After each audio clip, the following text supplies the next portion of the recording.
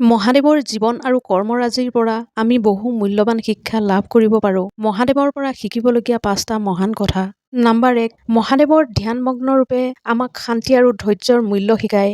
জীৱনৰ প্ৰতিকূল পৰিস্থিতিটো শান্ত মনেৰে চিন্তা চৰ্চা কৰি সমাধান বিচৰাটো শিকিব পাৰি। নাম্বাৰ 2, শিৱৰ সফল জীৱনে আমাক শিকায় যে সুখ পদাৰ্থৰ ওপৰত নিৰ্ভৰশীল নহয়। প্ৰকৃত সুখ আভ্যন্তৰীণ শান্তি আৰু নিৰাশক্তিত নিহিত হৈ থাকে। নাম্বাৰ 3, মহাদেৱে সকলোৰে প্ৰতি দয়া প্ৰদৰ্শন কৰে, আনকি অসুৰসকলৰ প্ৰতিও। ক্ষমাশীল স্বভাৱে আমাক শিকায় যে ক্ৰোধৰ পৰিৱৰ্তে ক্ষমাৰ মাধ্যমেৰে সম্পৰ্ক আৰু মনৰ শান্তি ৰক্ষা কৰে।